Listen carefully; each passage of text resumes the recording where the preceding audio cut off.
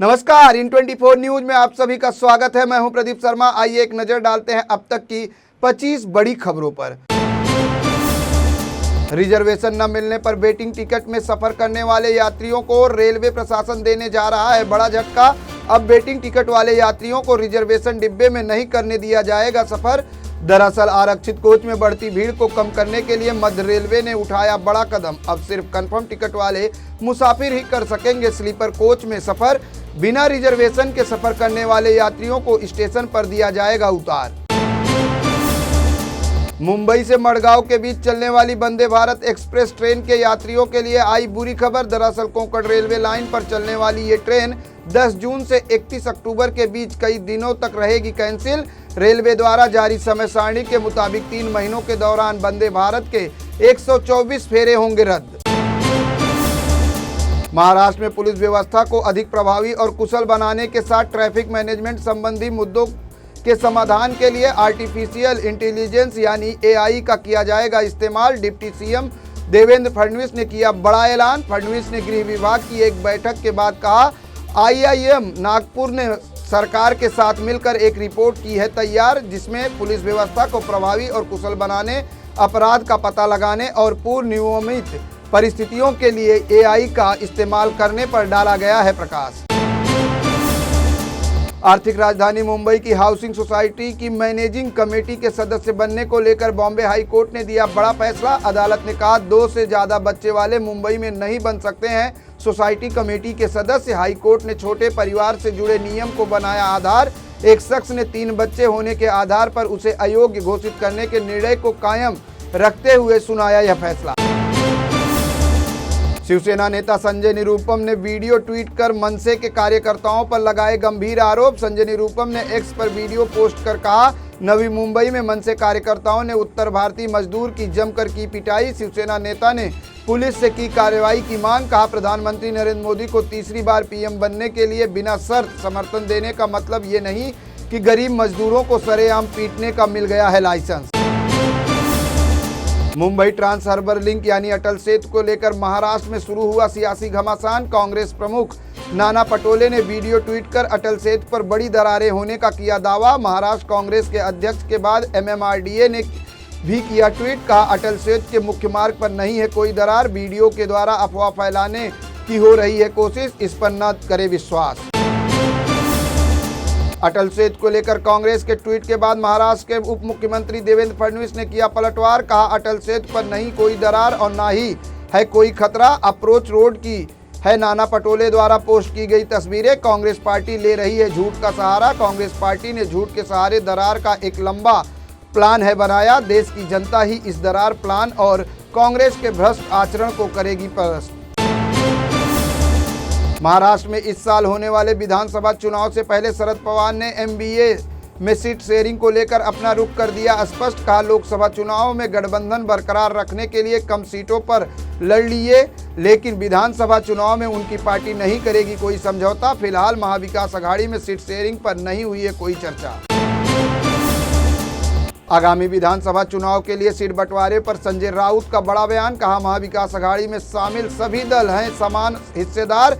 जल्द ही सीट बंटवारे पर शुरू होगी चर्चा। कहा, लोकसभा चुनाव में शरद पवार का स्ट्राइक रेट रहा सबसे अधिक, लेकिन उद्धव ठाकरे गुट को मिला है सबसे ज्यादा टारगेट।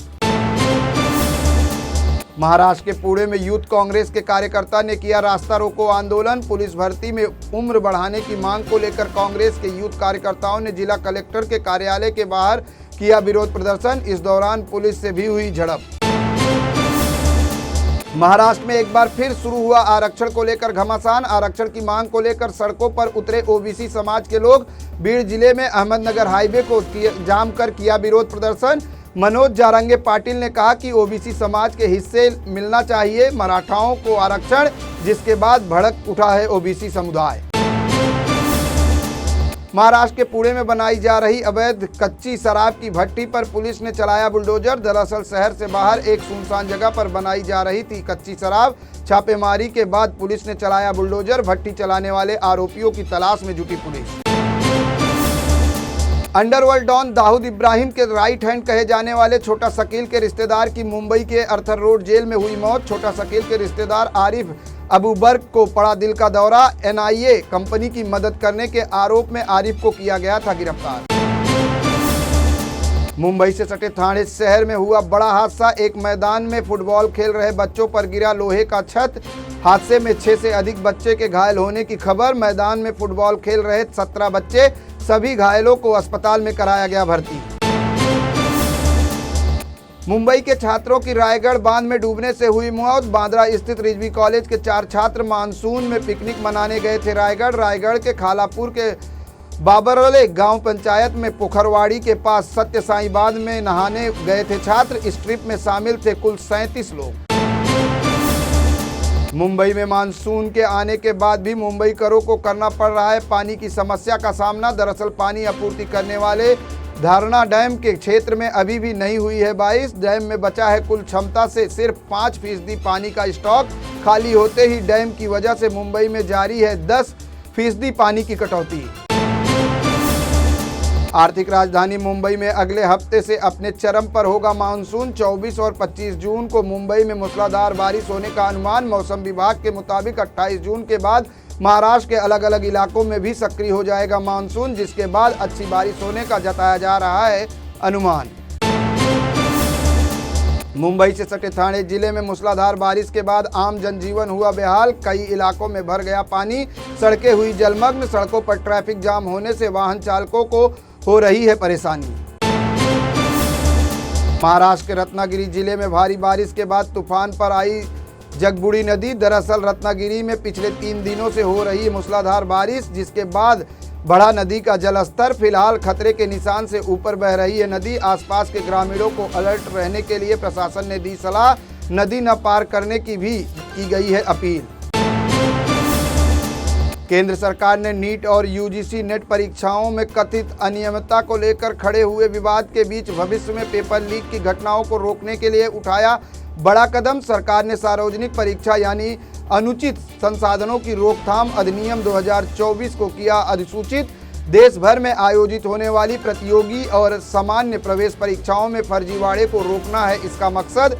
कानून के मुताबिक परीक्षाओं में धोखाधड़ी करने वालों को होगी न्यूनतम 3 से 5 साल की कैद और पेपर लीक गिरोह में शामिल लोगों को 5 से 10 साल की कैद और न्यूनतम 1 करोड़ रुपए के जुर्माने का है प्रावधान। मेडिकल प्रवेश परीक्षा यानी नीट में कथित अनियमितताओं को लेकर जारी है कांग्रेस का केंद्र सरकार पर हमला। नीट स्टूडेंट से मुलाकात के बाद बोले कांग्रेस नेता राहुल गांधी। कहा आप अकेले नहीं, संसद से लेकर सड़क तक इस महासंग्राम में खड़े रहेंगे आपके साथ। राहुल ने कहा कि पिछले 7 सालों में 70 बार लीक हुए हैं पेपर, जिसके चलते 2 करोड़ से अधिक युवाओं का हुआ नुकसान। चुनावी मौसम और उतरती गर्मी के बाद बढ़ने लगे हैं जरूरी वस्तुओं के दाम। देश के कई राज्यों में बढ़ी आलू, प्याज, टमाटर और दाल की कीमतें। महंगाई को लेकर कांग्रेस ने सरकार पर बोला हमला। कहा नए रिकॉर्ड बना रहे हैं आलू और प्याज के दाम, लेकिन केंद्र सरकार है बेफिक्र। राजधानी दिल्ली में जारी है पानी पर सियासत। बीजेपी ने जल बोर्ड के बाहर किया विरोध प्रदर्शन। आपके खिलाफ भी बीजेपी का आंदोलन। आप कार्यकर्ताओं ने हरियाणा भवन के बाहर किया प्रदर्शन। वहीं आपकी मंत्री आतिशी का जारी है पानी सत्याग्रह। इन सब के बीच बूंद बूंद के लिए तरस रहे हैं दिल्ली वासी। अयोध्या में रामलला की प्राण प्रतिष्ठा करवाने वाले पंडित लक्ष्मीकांत दीक्षित का हुआ निधन। 86 साल की उम्र में उत्तर प्रदेश के वाराणसी में ली अंतिम सांस। लक्ष्मीकांत दीक्षित वाराणसी के मीरघाट स्थित संगवेद महाविद्यालय में थे वरिष्ठ आचार्य। काशी में यजुर्वेद के बड़े विद्वानों में होती थी आचार्य लक्ष्मीकांत की गिनती। स्विट्जरलैंड की एक अदालत ने ब्रिटेन के सबसे अमीर परिवारों में से एक हिंदुजा परिवार के 4 सदस्यों को भारत से लाए गए घरेलू सहायकों के शोषण के मामले में दोषी करार देते हुए सुनाई 4 साल की जेल की सजा। हालांकि अदालत ने मानव तस्करी के आरोपों को कर दिया खारिज। नौकरों की सैलरी से ज़्यादा कुत्ते पर खर्च करने का भी लगा आरोप। इसके अलावा कर्मचारियों को स्विस फ्रैंक के बजाय रुपए में किया जाता था भुगतान। मेरे साथ बस इतना ही। अन्य ताज़ा तरीन खबरों के लिए देखते रहें इन 24 न्यूज़। इन 24 न्यूज़ को सोशल मीडिया के platform YouTube, Instagram, Facebook, Twitter पर लाइक करना, सब्सक्राइब करना, फॉलो करना बिल्कुल ना भूलें।